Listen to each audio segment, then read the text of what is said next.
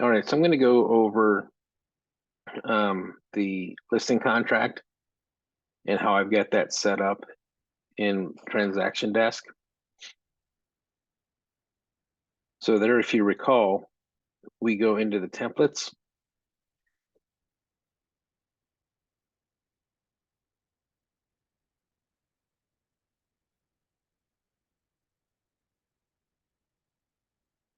Transaction templates, and then you would click add to add one. I've already got one set up in here, but you would add, then you would just name, the type of template it is, the name, and then the forms. What I've got in the forms is the residential data input form, residential listing contract agreement, wire fraud, market conditions advisory, real estate agency disclosure and elections for seller, and then the SPUDS, the residential seller property disclosure statement. So about the only form, the two forms that you can actually alter is going to be the agency, or at least that would make sense to alter anyway, is the agency. So just go in and make sure that you've got, the brokerage name, your name, and then you would select represent the seller or seller's broker, show seller's broker to buyer's representative broker's firm. So if you remember from school, this is just basically disclosure of who you are working for. Back in the day, Arizona, in Arizona real estate, all agents were working for the seller because that's where the commission was coming from. So a buyer would be in the car with me driving around, expecting me to protect their best interest. And since my commission was coming from the seller, I was supposed to protect the seller's best interest. So as you can see, back in the day, buyers really didn't have that great representation. That's kind of not how it worked. So you had to actually go through a class back in the day to become a buyer broker. And then after years of that, they came out with, okay, let's just create this agency form, identify who everyone is working for, allow that separation from the not due diligence, but the separation from the fiduciary to the seller, because the buyers technically weren't being represented. And so that's what this form is about. So you'd be electing on this form, since this is on the listing, that you're going to be representing this seller. And then obviously for the buyer, you would take the opposite position. Here's the residential listing contract. There's a few things that you can put in here. There again, brokerage, your name, and this listing agreement is to sell. I'll also kind of cover the presentation of this to an owner as well. Make sure the property address is correct. Make sure you pull the assessor's number up correct from not only Monsoon tax records, but I would recommend that you go to the county assessor to confirm as well. City, county, state, legal description, get that from the county assessor's office as well. And you can do the short form, the short legal description, which honestly in Monsoon, the short description is always better than the legal description or the long description. Don't ask me why. They might have just got those two data points mixed up. Anyway, this listing price and terms. So the seller is in agreement that you're going to represent them to sell their property. They acknowledge that they can't sign more than one during the listing period because it's going to expose them to additional compensation. This is going to be the price that it's going to go on the market for, whether it's for sale or for rent. As you recall, all listing agreements have to have a start and end date. So this is where you would select when the listing agreement is going to start and end. The owner is acknowledging that they have the capacity or legal authority to sign the document, make a legal and binding contract. Any modifications need to be done so in writing. Equal housing opportunity is we are not allowed to discriminate, so don't make any discriminatory statements to me, because one, it's not a legal and lawful order for me to follow, and two, I'll have to educate you about fair housing and potentially sever the relationship, and neither one of us want to do that. So just let me handle who we're allowed to show the property to and sell the property to, make that determination. Keep all bias out of it. Compensation, they understand that compensation is a negotiable item, and it's not set up by anybody. It's not set up by multiple brokers. It's not set up by the MLS, NAR, or anything like that. Compensation is also supposed to be in the form of U.S. currency, the U.S. dollar. The owner agrees to compensate. Now here you can choose to do a retainer. Now that retainer is typically non-refundable. I have never, well, I shouldn't say never. I might have used it once in my 20 years, and I'm not even sure that I've done that. But that's if someone wants to have additional photos taken or some staging, and you're going to have some out-of-pocket costs on the front end that you need to pass on to the seller. This is where you would get the retainer. Now, if you do a retainer, I want you to outline some of the terms of what that retainer is for as we get back here on additional terms and conditions, if that comes into play, just so everybody knows what that retainer is for. Commissions, this is you advising the seller what your commission is. So it's for the sale. You can put in 6%.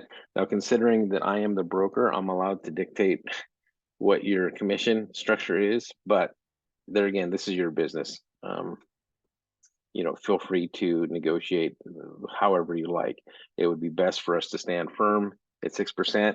Quite honestly, I do give breaks on folks that have bought through me in the past. So typically, if the person allowed me to sell them this home and they come back to me to list it, typically I'll give a little bit of break, because I'm also hoping to get that buy side as well. But so this is where you get 6%. This is where you identify how much you're going to be offering out to the cooperating broker. But again, this is you and the seller's choice of how much you're going to offer out. So if it's a 5% gross sales price, you go 2.5%. You can do 6 here, 3 here, just whatever you're wanting to negotiate and what the seller is willing to allow you to do.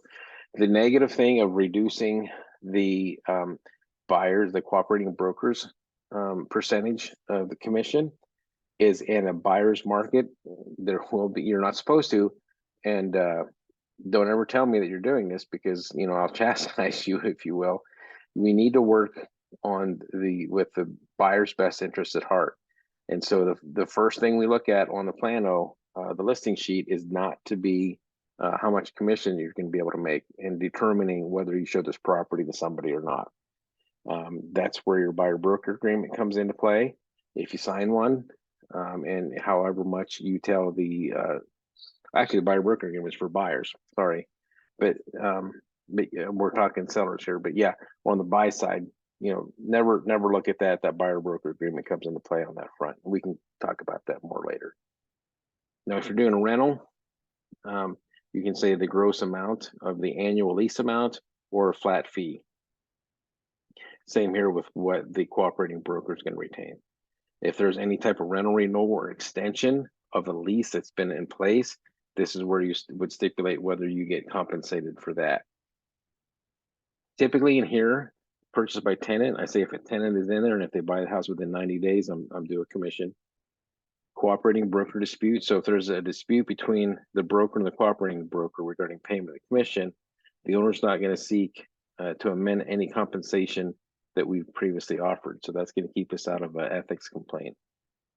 Any compensation dispute between brokers are supposed to be resolved after the close of escrow, so it's not supposed to impact the seller or the buyer and to stop the transaction. And there's a dispute resolution system in place to handle that. Now, if the withdrawn or canceled listing, this is where if you brought a buyer to the listing, to the seller, and it's all the terms that the seller wanted, and they just want to cancel the listing and withdraw it, technically you're due a commission. You can make a business decision at that point in time whether you want to try and pursue it or not. Everyone understands that your commission is going to be coming through escrow or the rent payment. So the seller is instructing title company or whomever to pay you your commission. Now, if your you have the listing agreement and it expires. If someone comes in and purchases a property within a certain period of time, I always put it 90 days, then you're due a commission. The only exception to that is if they list with another agent. So if they're unrepresented, you have a right to be compensated if if the house sells within the next 90 days, especially if it's due to your actions of marketing the home. Failure to complete. This is there again, if the earnest deposit is forfeited, owner is if the buyer backs out and the seller is awarded the earnest deposit. This is a sentence that a lot of folks don't know about, is the half of the earnest deposit comes to the brokerage. So whatever that is, then whatever your split would be from that. But that's to kind of compensate you for your time. And then the other half would go to the seller.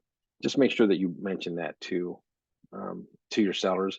I've collected a couple earnest deposits over the years on deals that fell through, and you just need to make sure that your seller is aware of that. Construction, basically, common language is the I call this my Bill Clinton phrase here. When he said, "What does is mean?" Well, is, right? It's the common definition of a word. You don't have to go to Black's Law Dictionary to look up the words definitions. Fixtures and personal properties. This is everything that's supposed to remain with the home. So basically, if you need to take a screwdriver, crowbar, or hammer to remove it from the property, it's technically more than likely real property, I mean, and so it should convey with the home. This is where the seller would indicate if they're going to be offering the fridge, washer, or dryer out. Now, my take on this is I never offer anything out, even if the sellers are wanting it gone. I always make that a negotiable item. Worst case scenario, if somebody comes in, buys the house, doesn't want the refrigerator, washer, or dryer, come throw it on Craigslist over the weekend, it'll be gone. They'll make a couple $100. If not, there's more, there's charitable organizations out there that'd be more than willing to come pick that stuff up. But from a negotiation perspective, I always leave that open and make the buyer ask me for it. So then that's one item that we can concede when we're asking for the buyer to pay more for the home. If there's any other personal property that they want to convey with the transaction, so let's just say that there's a shed out back, a small shed that looks like it could be broke down. Well, if they want that to go along, put that in here as well.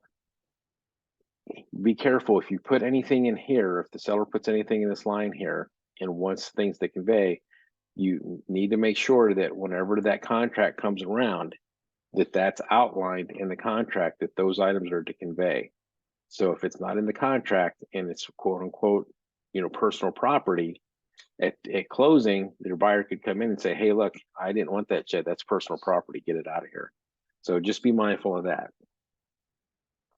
This is if there's anything that's leased, whether it be a solar system, alarm system, propane tank, or water softener. If anything's leased, get copies of the leases and upload those in the MLS when you put the listing in the MLS. Here, this is if there's any other thing that's leased or that there's a lien on. They need to make us aware so we can make buyers aware. Fixtures not included in the sale or rental, pretty self-explanatory. Agency, this is where your brokers, we are going to be representing the seller. Conduct of brokers, we have to treat all parties fairly. We need to disclose everything that's pertinent, facts to the cooperating broker, and we can't lie, okay? Limited representation. If you get into this situation, contact me. There's a way to avoid this without going through and adding that additional addendum for limited door representation. The liability aspect on that is high. And so basically, if you have a buyer that's come to you wanting to purchase this home, and you have them sign the limited door representation, that's a liability issue. Not only that, you're going to get, you're going to be able to double dip the transaction, get both sides of the commission. But I also have a means to be able to do that without putting us into that limited door representation position, which is a liability. So if that's arises, come talk to me. We can figure that out. This is what brokers can and can't disclose under limited representation. Basically, I can't tell the seller how much the buyer is willing to pay, and I can't tell the buyer how low the seller is willing to go. Competing owners. Owner understands that broker may have obtained listings on other properties, and that other potential buyers may consider making an offer on. So this is just basically saying, hey, look, I want to sell a house, and I don't care which house I sell to these people. So just understand that if I got a buyer off of their sign call, I may more than likely, if they don't like the house, I'm gonna be taking them to another house to try and sell them that home. Broker's not responsible for the condition of the property unless if you're in a property management agreement. So make sure that they, make necessary repairs and upkeep of the home. Advertising, owner agrees not to advertise or market the property without written consent from us. So if they go on a Facebook and say, hey, look, here's my home, does anyone buy it? That's fine. I would just tell them, look, I'll be making a Facebook post. Feel free to share it. Because I'll be doing a much more professional presentation of the home, especially with the Exit Ad Center and the flyers that we've got access to.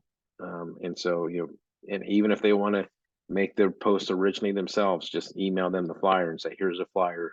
Feel free to go ahead and advertise this. Obviously, that flyer needs to have the broker name on it and your contact info. MLS, the seller is just basically allowing us to put this in MLS and have it broadcast throughout the world via the internet.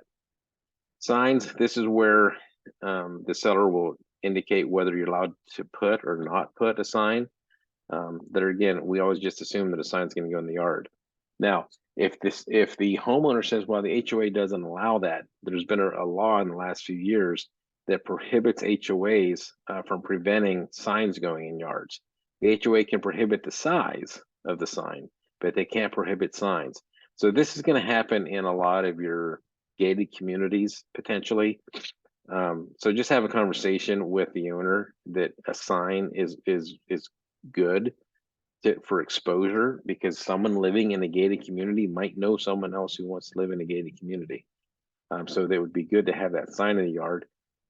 Honestly, signs, let's be honest and let's be real, signs are more for us to advertise and to try and get additional listings. But you want to be able to expose this property as good as you can in many forms, and a sign in the yard is a great way to do it. It's also going to give you, when you go door knocking and invite folks to your open house, or you're trying to obtain additional listings in there, it's going to give you validity. So owners are going to allow you to or not allow you to take photos. Some owners, don't want their personal property in the MLS. I would say, look, anything of value, make sure it's put away. We're going to have showings. So if you have to go buy a storage locker, and not buy, but rent a storage locker, if you need to go rent a safety deposit box, get all valuables out of the house if that's a concern to you, if you don't have a safe. So that's about the only time I have any objections to photos.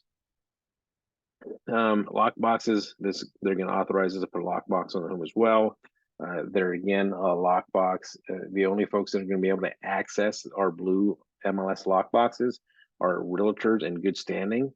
The safety feature of this is every single time that lockbox is accessed, I'm going to have a record of who accessed it and at what time. Offer brokers allowed to disclose the existence of other offers, or not allowed to. Okay, I would strongly encourage you to tell your sellers to allow you the freedom to disclose that. I just had a multiple offer situation come across my table on a listing, and effectively I was able to pit the one buyer against the other buyer. So I was able to get a bidding war going, or tried to get a bidding war going, but we were able to get what we wanted for the home. So we always want that freedom to do so. Subsequent purchase or lease offers, basically we can take backup offers here as well. And the owner has the right to accept those backup offers until close of escrow occurs. Cancellation, broker reserves the right to cancel the agreement unilaterally for cause. So in other words, typically this is a bilateral agreement. The broker's got the only authority to cancel this agreement unilaterally, meaning our decision to do so. And typically that's because the seller's not being forthright with you. Premise access, basically they're going to allow access for showings to occur as well as any inspections. Security, insurance, showings, audio and video. There again, we're not responsible for any loss or damage. And they agreed to take any reasonable precautions to safeguard against any loss there. And also maintain insurance, because if the house burns down, they need to make sure that they've got insurance and that house is insured.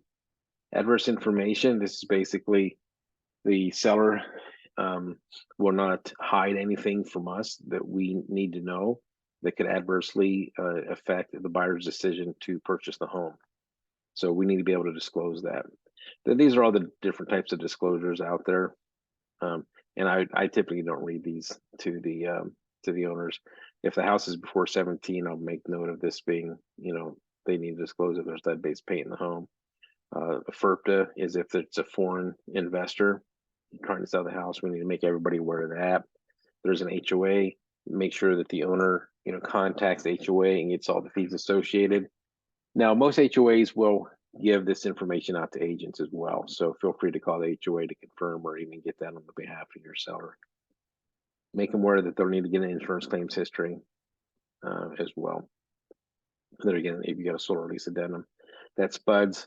Take a SPUDs with you when you go to the listing agreement, or send that along and just have them fill that out. And it's a great way to go through and learn about the property from a marketing perspective. Recommendations.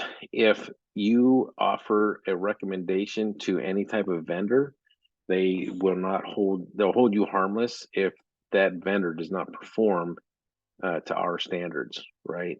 So basically, if you get a handyman out there, well, the handyman needs to answer for his sins, not me. So just keep that in mind. Indemnification, basically the seller agrees to indemnify us if to basically protect us in court. Here's where this comes to play. If I ask the homeowner, have you ever seen any scorpions? And they'd say no, I tell that to the buyer. And then at that point in time, the buyer finds out that the seller was aware there were scorpions and they want to sue me because I lied to them. Well, that wasn't my fault, because I only passed on the information from the seller.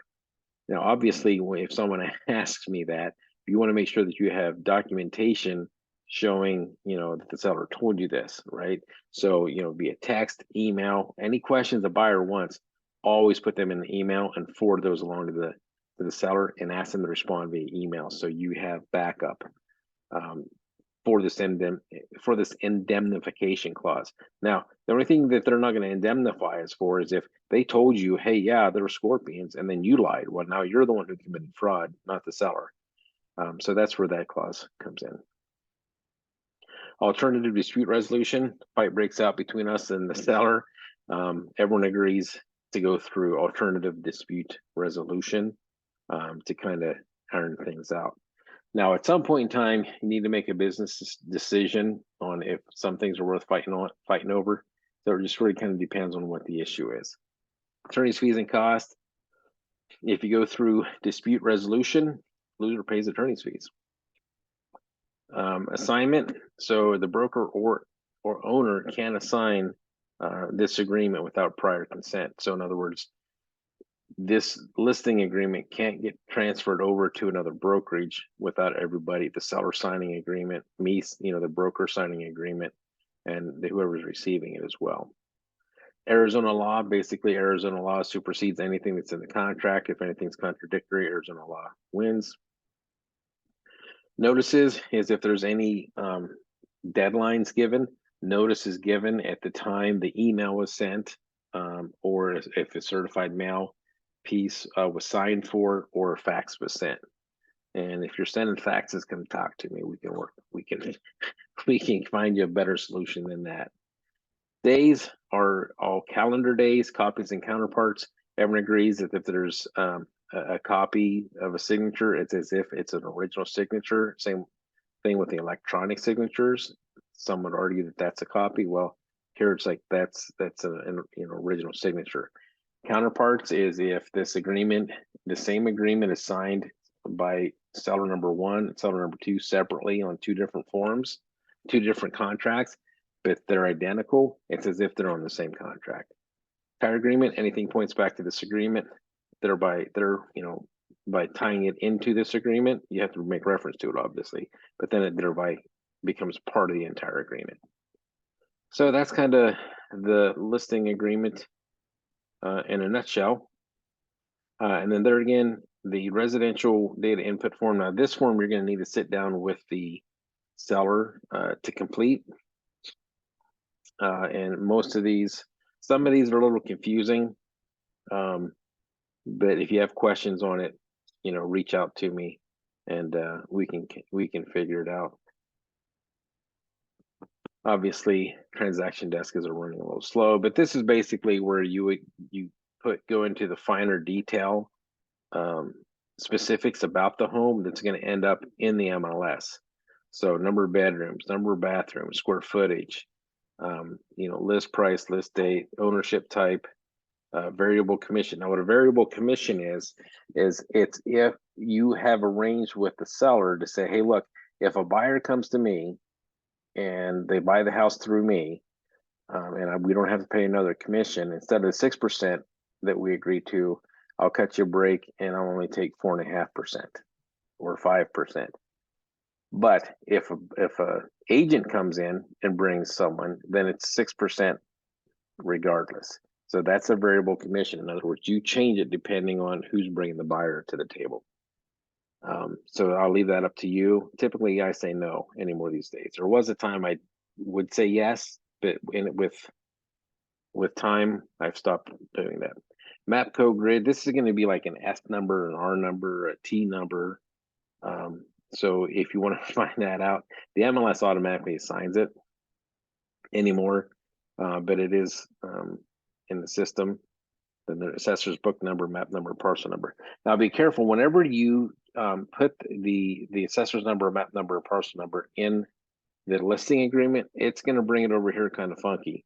So just make sure that you correct it. Typically what I do anymore is I just throw it all under this parcel number. So I don't try and break it up the way this data form has it. There again, dwelling type, whether it's condo, patio home, single family dwelling, exterior stories. So that's outside. Now, in number of interior levels is interesting. So it's not necessarily if it's a single level home that it's only one story. If there's a drop down, like a step down at the front door or into the living room, just a small little 4-inch step down, well, that's 2 levels. So just be mindful of that. So you can have a 2-story home and have 3 levels, or you can have a single story home with 2 levels. So, that's just something to pay attention to. Approximate square feet, the source of square feet typically is going to come from the assessor's office. Here's cross street directions, public remarks. Okay, so these public remarks, ChatGPT has just been an awesome thing. If you don't know anything about it, research it. But it does a phenomenal job of creating language to put in here. So you put in some small particulars to try and sell the house, and it's going to write it for you. So basically, we can be lazy. Now, if you just like that creative side of things, this home sits beautifully on, 0.25 wooded, acres, street lined, wooded street lines or whatever. Feel free to, obviously, I can't get creative. But this is where you could do that. But just a shortcut, ChatGPT makes things a lot nicer. Private remarks, no one's going to see those. Semi-private remarks, I'm not sure who gets to see those, but typically in private remarks, this is where I would say, hey, look, please use my title company, or don't let the dog out. Be mindful the homeowner sleeps during the day. Don't enter bedroom number 3. There's a sign on it. So anything that you want the buyer's agent to be aware of, you would put it in here. then this is just kind of all self-explanatory, different types of HOA fees, things of that nature, types, what's in the bathroom, bedrooms, fireplace, flooring. So the rest of this is pretty much explanatory. I don't see anything where I think that you need to be made aware of. Just be mindful with, the cooling and the roofing, that you get the right material and the right type of cooling in, whether it's electric or gas. Same with the hot water heater, same with the kitchen, what type of stove it's got. Um, same with plumbing here, the hot water heater. Okay, that's pretty much it. Okay, so this is where you would put room measurements in. Back in the day, we used to measure every single room and put these in. Well, as we did that, more and more people started to complain that they wanted a 10-foot room and it was only 9 foot 11, right? So that, from a liability perspective, I wouldn't measure. I stopped measuring years ago. It just takes time. Now you're going to get a seller that says, well, I like to know the size of the rooms, before I go look at a house. Well, that's fine and dandy, but I also don't want to chase. I don't want to chase buyers away. My job as a listing agent is to get people through. So if someone's looking for a master bedroom that is 13 by 14, and yours is only 12 by 13, they're gonna dismiss this home. Your job is to get people through this house. Your job is not to advertise things that might chase them away. Your job is to advertise things to attract them. Now, if the master bedroom is 40 by 40, oh, okay, let's measure that and throw that in there, right? But you could park, that's a 6-car garage there, but you know what I'm saying. If it's a feature, feel free to take measurements. One way you can get around that to keep yourself out of harm's way from a liability perspective is master bedroom is humongous, large. You're not going to find another master bedroom this size, that type of thing. So here's different type of elementary school districts just to kind of help you figure out what codes, because these are a pain to put in when you're entering this in the MLS, the different school districts. So have fun with that one. But yeah, you'll just have to be patient. And if it's 004, which is I think Chandler, you'll have to put in 004 and just kind of look for Chandler Unified School District. Or that's Mesa, sorry.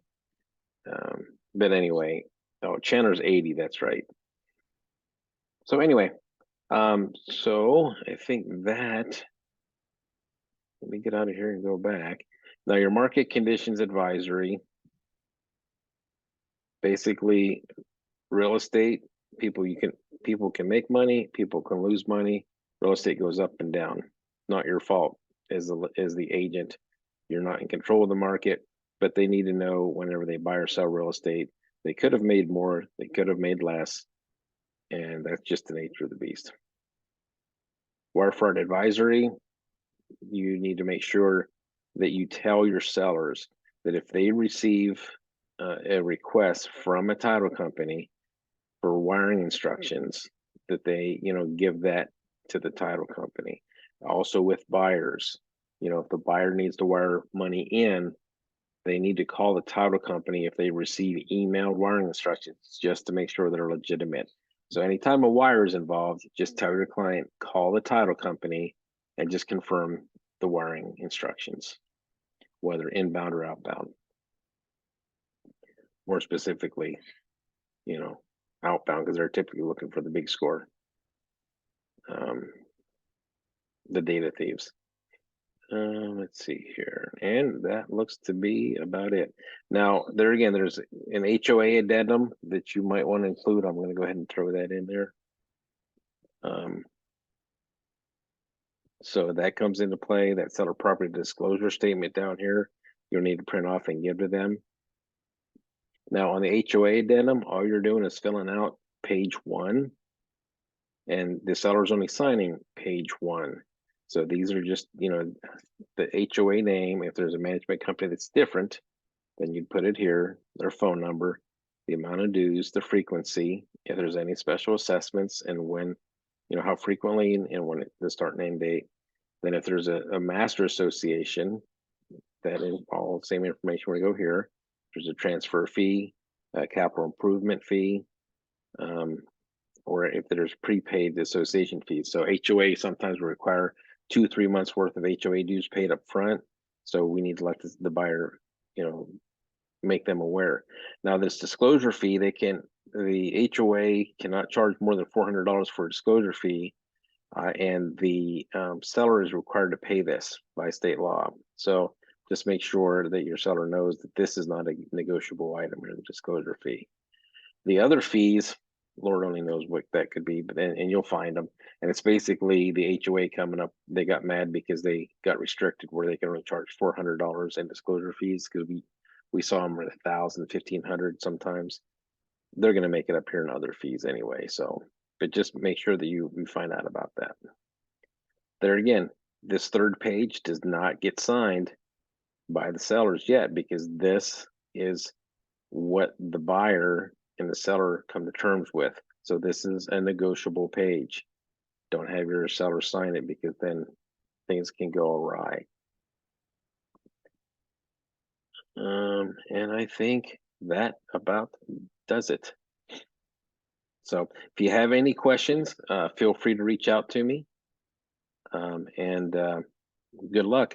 I wish you guys the best of luck in many, many listings in the years to come. Take care. Have a great day, guys.